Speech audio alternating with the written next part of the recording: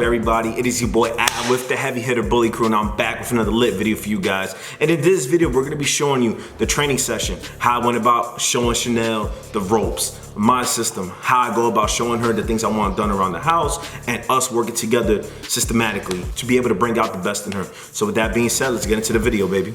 So what you're about to be seeing in day 2.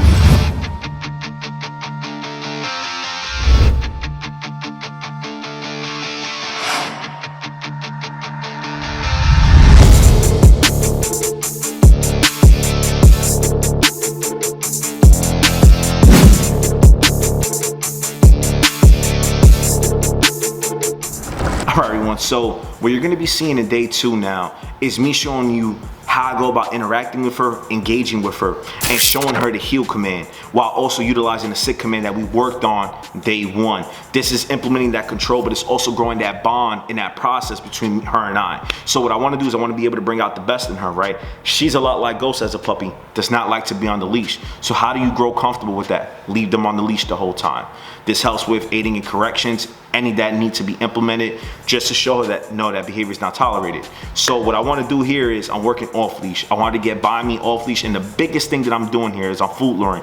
Basically what I'm doing is I'm putting the reward in my hand and I'm holding it right by where I want her to stand, where I want her to learn the behavior. When we give in the command to heal, the command to heal means that they stay and walk right by you the whole time on your left side.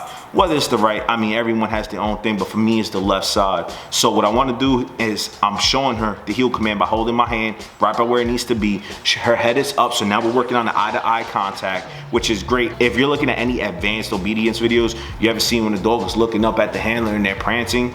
That's how you grow it, right from the rip. So that's what I'm gonna be working on with her, and I'm actually gonna be introducing stay to her. I worked on stay a little bit day 1, you know, just to get her to interact with going in and out the doors.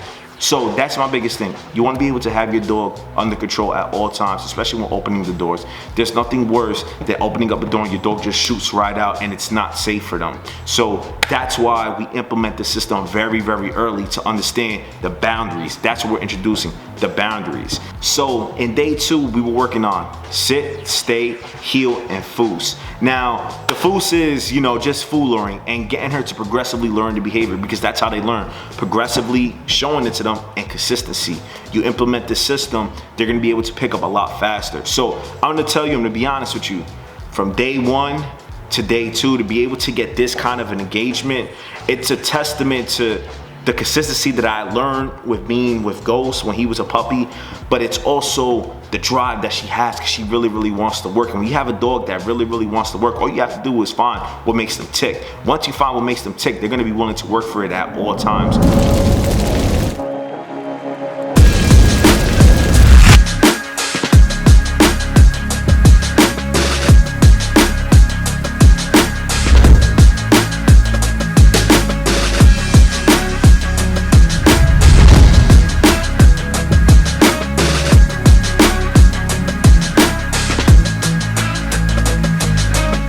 So what are some of the things that I was looking to implement for day 4? So up to this point, she has done fantastic with her training. She's been doing great going into the house, coming out of the house. We've actually got a good stay with her relatively quickly. It took Ghost a little bit longer to learn it, but for the most part, she's been great with healing, great with the food. We even attempted a few spins and she was able to be receptive of it a little bit more than Ghost at first. So I'm very thrilled with the process up to this point. And what she's also showing me is she has great prey drive. As you can tell when I'm utilizing the flirt pole, you see her engagement with me. You see how she really wants that bite, she really wants that tug. You see how she's holding on to it. That's great. So I understand what she is and what she brings to the table. So on day 4, what I really want to do is I want to be able to bring a new element to her. So when we come outside, I want to be able to do this on the grass now, because we've been doing this on the concrete top. And I want to see where she's going to be. This is what I'm thinking is going to happen when I bring her out for day 4. I'm going to bring her onto the grass. She's not going to be as receptive because now she has a lot of the distractions around, a lot of the different smells, a lot of the different scents. So I want to see how she's going to be in the grass. Is she's going to be receptive to me? Is she going to be receptive to the commands?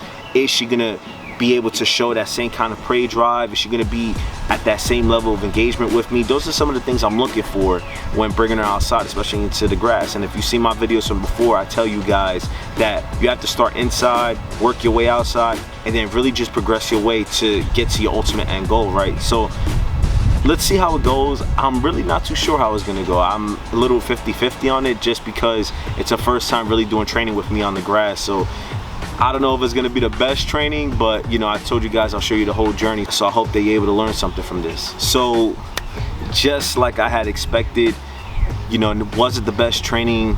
A lot of flaws, a lot of things that she needs to work on, a lot of things that I need to work on. But you know, our engagement up to this point warranted the risk of saying, you know what, let's bring this to the table. Let's see if we could go for it, you know what I'm saying? So wasn't the best, but there's a lot of room for improvement, and this leads to the things that I want to be able to implement for her for day 5. What I was trying to do in day 4 was I wanted to implement some leash discipline outside to replicate like we're going on walks, right? She really didn't take to it too well, even with the reward. Part of it is the distractions outside with all the different scents, but that means that I gotta work harder on building the bond process with her. So what I want to do is, my plan of attack in day 5 is go back on the concrete top, work a lot more.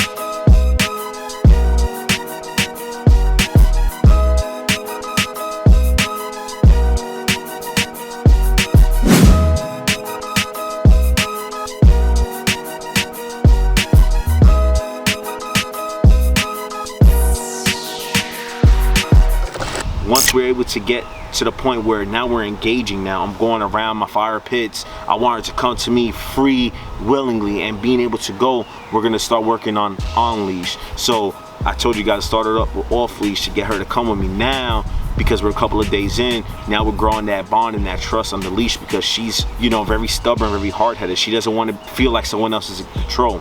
Now we're just breaking that wall down, and we're gonna get to the point where we want her to walk on leash right on the heel right away. And it was so good just to see her interacting, engaging, and you see how she was able to just go around the obstacles and her just willingly wanting to enjoy that bond with her father.